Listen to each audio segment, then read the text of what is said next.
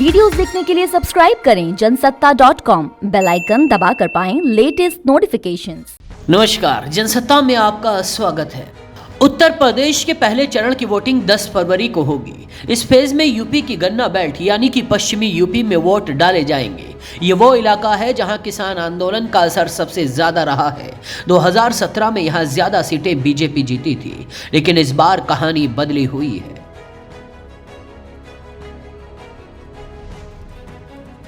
पिछले विधानसभा चुनाव में बीजेपी ने 403 में से 312 सीटों पर जीत हासिल की थी। वहीं गन्ना बेल्ट में 58 में से 53 सीटों पर बीजेपी ने अपना कब्जा जमाया था। सपा और बीएसपी ने 2-2 सीटें जीती थी, जबकि रालोद को 1 सीट मिली थी। मायावती की बीएसपी को जीत तो 2 सीटों पर मिली थी, लेकिन वो 30 सीटों पर बीजेपी के सामने टक्कर में थी। इन सीटों पर नंबर 2 पर बसपा ही रही थी। इसके बाद अखिलेश यादव की समाजवादी पार्टी 15 सीटों पर, कांग्रेस 5 पर और रालोद 3 सीटों पर उपविजेता रही थी। 2017 के चुनाव में मुजफ्फरनगर दंगों के मुद्दे को बीजेपी ने जोर शोर से उठाया था। इससे पहले 2012 में बीएसपी ने पश्चिमी यूपी में सबसे ज्यादा सीटों पर जीत हासिल की थी। तब बीएसपी ने 20 सीटें जीती थी, सपा 14, बीजेपी 10 और रालोद 9 और कांग्रेस को सिर्फ 5 सीटें मिली थी। तब भी बसपा ही सबसे ज्यादा सीटों पर उपविजेता रही थी। 2013 के मुजफ्फरनगर दंगों तक बसपा ने इस क्षेत्र में मुसलमानों और दलितों के वोट बैंक के ज्यादातर हिस्से को अपने पास रखा और मजबूत ताकत बनी रही।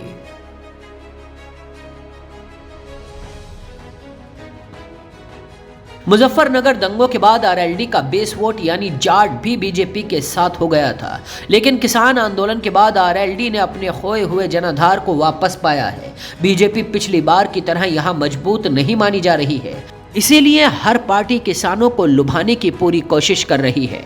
योगी सरकार ने ट्यूबवेलों के लिए बिजली की दरें कम कर दी हैं। वहीं सपा ने किसानों को मुफ्त बिजली और रालोद ने कर्ज माफी का ऐलान किया है।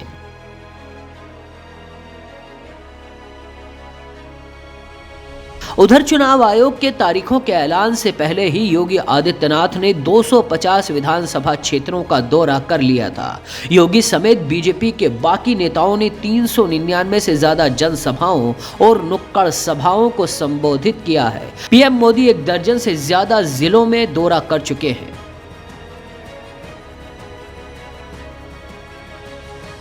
अखिलेश यादव ने कई जिलों में समाजवादी विजय यात्रा निकाली।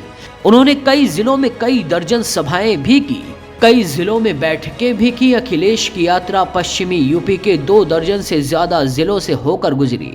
इसके अलावा मायावती की बीएसपी का हाल बेहद ही हल्का दिखाई दिया। सतीश चंद्र मिश्रा को छोड़कर पार्टी के मुखिया मायावती तक कोई भी रैली में नहीं दिखाई दिया।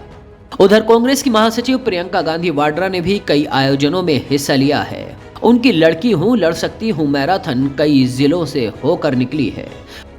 बाकी खबरों के लिए देखते रहिए जनसत्ता.com।